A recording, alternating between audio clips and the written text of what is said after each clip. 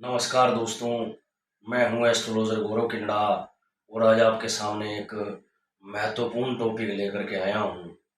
राहु का महा उपाय। हो सकता है ये किसी भी चैनल पर आज तक कभी आया नहीं होगा। मैं अपने श्री गुरु वेद प्रकाश जी और संजय नियोगी जी और आर जी राव जी की जो किताबों से मैंने समझने की कोशिश की है और जो मैंने नक्षत्रों में, नक्षत्र नाड़ियों में जो चीज को देखा है, दरेशकान को जो मैंने जैसे समझा है, तो मैं एक वो उपाय आपके सामने लाना चाहता हूँ जिससे जो राहु है वो शांत हो सकता है।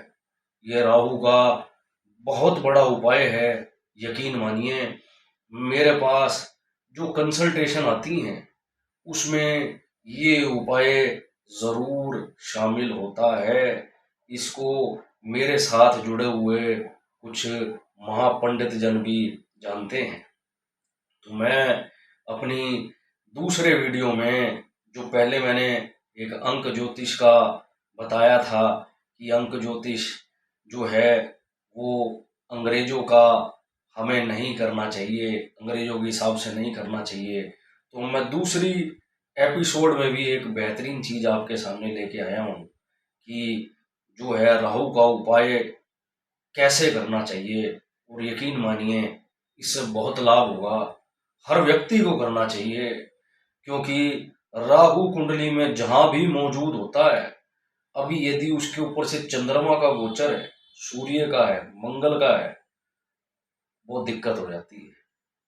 और अभी उसके फिर त्रिकोण में भी अगर यही गोचर जाता है नक्षत्र नाड़ियों में, ठीक है, या अग्नेय राशि है तो अग्नि राशि में ही अगर जाता है, पृथ्वी है तो पृथ्वी राशि में अगर वो जाता है, अगर राहु बैठा हुआ वहां तो व्यक्ति बड़ा परेशान हो जाता है। इसका मैंने एक बड़ा जबरदस्त हल निकाला है। अगर यदि वो व्यक्ति करता है तो व्यक्ति को बहुत ज्यादा फायदा होगा। यकीन मानिए, मैं आज आपको बताता हूँ कि राहु का उपाय कैसे करें। और मैं इसमें स्वयं राहु से भी ये चाहूंगा कि राहु अपने इष्ट देव की जरूर भक्ति करते होंगे। और ये उपाय यदि मैं व्यक्तियों को बता रहा हूँ तो भगवान शिव और राहु मुझे आशीर्वाद दें। और यदि जो कोई भी मेरे कहने से ये उपाय करे तो मुझे भी इसका जो फल है वो आशीर्वाद स्वरूप जरूर मिले। ये मेरी भगवान शिव और राहु या उस नक्षत्र स्वामी जो भी उसका देवता होगा उससे मैं ये आशीर्वाद की कामना करता हूँ। क्योंकि मेरे कहने से ये कोई ना कोई रुद्र अभिषेक अगर होंगे तो मुझे बहुत ही बेहतरीन लगेगा। मैं अपनी इस चीज को आगे बताता हूँ कि राहु का उपाय कैसे करें। देखिए, राहु जिस भी नक्षत्र में बैठा हो, जिस भी नक्षत्र में आपकी कोई भी कुंडली हो, राहु जिस राशि में बैठा होगा वो उसके नक्षत्र में भी बैठा होगा। यदि मैं उस नक्षत्र में रुद्राभिषेक करा दूं तो राहु की शांति हो जाएगी। यकीन मानिए, यदि मैं उस नक्षत्र में राहु का उपाय करा दूं तो राहु की शांति जरूर होगी, राहु का आशीर्वाद हमें जरूर मिलेगा। इसके अलावा हमें उस नक्षत्र के देवता का भी आशीर्वाद मिलेगा, ये भी तय है। ये मैं आपको बाद में बताऊंगा कि जो संकल्प लेना है वो कैसे लेना है, ये भी बड़ी इंपॉर्टेंट चीज है। तो आपको क्या करना है, आपकी कुंडली में आपकी कुंडली में आपको ये देखना है कि राहु कहाँ विराजमान है। सपोज अगर वो आद्रा नक्षत्र में विराजमान है, मिथुन राशि में विराजमान है, तो आद्रा नक्षत्र के तो वैसे भी जो स्वामी हैं वो रुद्र हैं।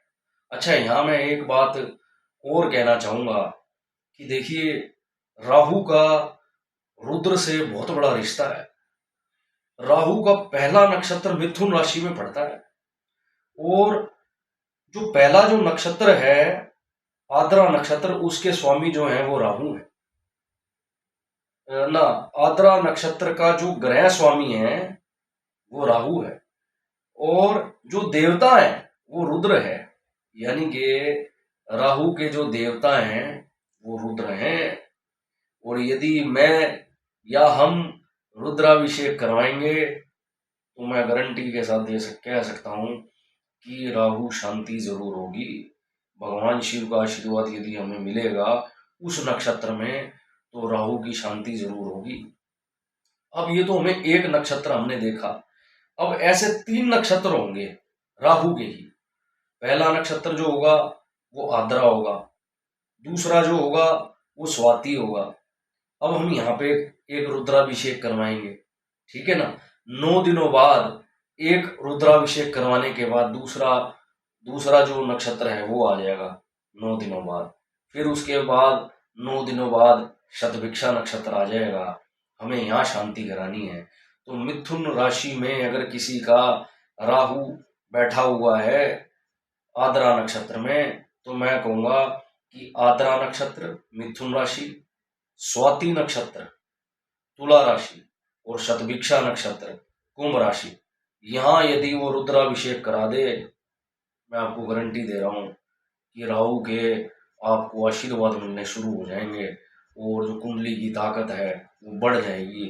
ग्रह हैं हमेशा अफेक्टेड रहते हैं नाड़ियों में, नक्षत्र नाड़ियों में। अभी ग्रहों को कभी भी किसी ने इस तरीके से देखा नहीं है। जबकि पराशर जी ने अपना जो पहला जब चार्ट बनाया D1 के बाद D2 जिसको हो रहा, और जो D3 बनाया वो श्रम नाड़ी है, वो नाड़ी ज्योतिषी है। राहु 1.5 साल अगर रहता है एक राशि में तो 3 देश कान में जाता है, यानी कि राशियों की नाड़ियों में जाता है वो, 3 नाड़ियों में।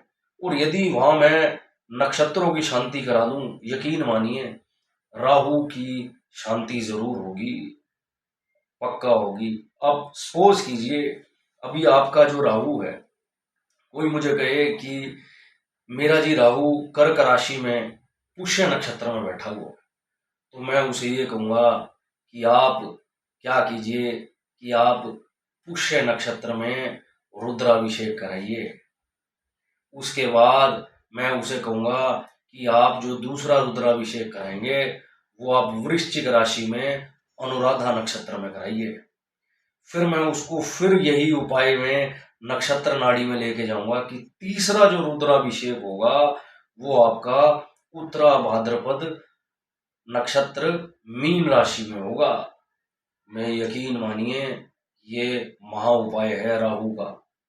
और इसी तरीके से आप कोई भी नक्षत्र उठाइए, कोई भी नक्षत्र उठाइए, बहुत व्यक्ति परेशान होते हैं राहु से, और होना भी चाहिए। कभी चंद्रमा का गोचर राहु पे है, कभी सूर्य का है, कभी गुरु का है, कभी त्रिकोण में बृहस्पति आ गया, ठीक है, तो राहु से पीड़ित हो गया, लगन में पीड़ित हो गया, नवम भाव में नाड़ी से वो पीड़ित हो गया। मैंने देखा है कि बहुत बहुत व्यक्ति को बहुत ही बाधाओं का सामना करना पड़ता है। मैंने मृत्यु होते देखी है कि जब लगन कुंडली, दरेशकान कुंडली और कहीं जो है त्रिशांश कुंडली आपस में मिल जाए और ग्रह जो समावेश है ग्रहों का ऑलमोस्ट एक जगह पर हो जाए, तो व्यक्ति को बहुत बहुत बहुत कठिनाइयों का सामना करना पड़ता है। आप मेरा ये उपाय जरूर कीजिए। आप किसी भी नक्षत्र को उठा लीजिए, सपोज किसी का भरनी नक्षत्र में राहु है, भरनी स्वयं यमराज जी का नक्षत्र है, तो भरनी नक्षत्र जो शुक्र से जिसका संबंध है मेष राशि में आता है, ठीक है। अब इसकी पहली जो नाड़ी है वो मेष में पड़ेगी, और जो दूसरी जो इसकी नक्षत्र नाड़ी है वो पड़ेगी इसकी जो है सिंह राशि में, पूर्वा फाल्गुनी शुक्र का नक्षत्र होगा। हम वहाँ इसकी एक शांति कराएंगे, फिर रुद्राभिषेक कम करवाएंगे अपना पूर्वाषाढ़ा में। तो ये 3 जगह पे अगर मैं राहु की शांति कराऊंगा, यकीन मानिए आपको जो रुद्राभिषेक हैं भगवान शिव और राहु का आशीर्वाद जरूर मिलेगा। अब मैंने आपको ये कहा था कि इसका जो संकल्प है वो कैसे लेना चाहिए, ये बड़ा इंपॉर्टेंट चीज है। मैं संकल्प के बारे में ज़रूर बताऊंगा आपको कि इसका संकल्प कैसे लिया जाए कि मेरे को राहु का तो आशीर्वाद तो मिले ही मिले, जो नक्षत्र का स्वामी है ना उसका भी आशीर्वाद मिले संकल्प के समय। तो मुझे क्या बोलना चाहिए उस समय, मैं आपको बताता हूं। जैसे मान लो किसी का राहु पड़ा हुआ है भरणी नक्षत्र में, तो मैं जब रुद्राभिषेक कराने जाऊंगा तो मैं भरणी नक्षत्र में राहु ग्रह की शांति के लिए तो जरूर संकल्प लेके बोलूंगा ही। मैं उसके साथ ही यमराज की प्रसन्नता के लिए ये रुद्राभिषेक करवा रहा हूं, ये भी मैं संकल्प में जरूर बोलूंगा, ताकि भरणी नक्षत्र के देवता का भी मुझे आशीर्वाद प्राप्त हो। ठीक है, आपने नक्षत्र के देवता को प्रसन्न करने के लिए भी बोलना है कि मैं ये रुद्राभिषेक इसलिए करवा रहा हूं। यकीन मानिए आपको नक्षत्रों के देवताओं का भी आशीर्वाद प्राप्त होगा, और वो जो नाड़ी है वो बहुत शुद्ध हो जाएगी, वो शुद्ध हो जाएगी। देखिए, रुद्राभिषेक का संबंध भगवान शिव से है, और अगर मैं बात करूं तो रुद्र सूक्ष्म ऊर्जा, मतलब ऊर्जावान प्रकृति जिसकी है वो रुद्र है। और अभिषेक जब हम करते हैं तो अभिषेक एक नाड़ी शुद्धि की प्रक्रिया है, कि जब मैं भगवान शिव का अभिषेक कर रहा हूं ना, तो मेरी भी जो नाड़ियां हैं वो शुद्ध हो रही हैं, मेरे ग्रह नक्षत्र भी शुद्ध हो रहे हैं। इसलिए रुद्राभिषेक बहुत बहुत जरूरी है। आप इन नक्षत्र नाड़ियों में कराइए, आपको बहुत फायदा होगा, आपको बहुत फायदा होगा। अब जैसे मान लो एक एग्जाम्पल और ले लेते हैं कि मैं अश्लेषा नक्षत्र में राहु बैठा हुआ है और मैं उसकी शांति कराना चाहता हूँ। अश्लेषा जो नक्षत्र है वो आएगा कर्क राशि में। तो हम जब संकल्प में बोलेंगे तो मैं अश्लेषा नक्षत्र में राहु ग्रह की शांति तो जरूर बोलूंगा, साथ ही में जो अश्लेषा नक्षत्र के जो देवता हैं, जो नाग देवता हैं, उनकी प्रसन्नता के लिए ये रुद्राभिषेक करवा रहा हूं। मेरा यकीन मानिए आपको इसका बहुत बढ़िया रिजल्ट मिलेगा। संकल्प जरूर ऐसे लें, ठीक है ना। तो मैं ये कहना चाहूंगा, जहां भी राहु बैठा हो, जिस नक्षत्र में बैठा हो, उसकी 3 जो नक्षत्र हों वहां वहां रुद्राभिषेक करा दीजिए। यकीन मानिए लग्न कुंडली में, दृष्टकांड कुंडली में, त्रिशांश कुंडली में जो बड़े बड़े जो विघ्न जो बनते हैं, कई बार इकट्ठे हो जाते हैं, नवांश कुंडली में एकदम ग्रह की युति होती है, कब अचानक क्या हो जाता है, आपको राहु की शांति करने से बहुत बहुत शुभ परिणाम अवश्य मिलेंगे।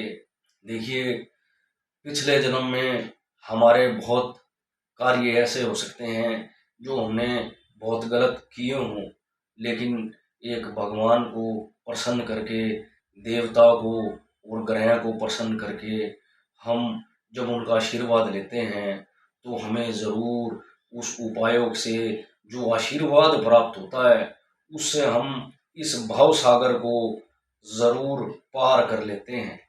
तो आप ज़रूर अपना राहु देखिए और इस उपाय को ज़रूर कीजिए।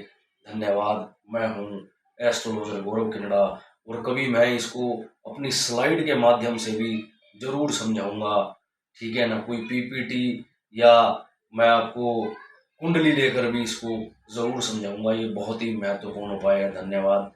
आप मेरा जो चैनल है लाइक कीजिए, शेयर कीजिए, सब्सक्राइब कीजिए, यदि आपको मेरा कंटेंट अच्छा लगा हो। धन्यवाद।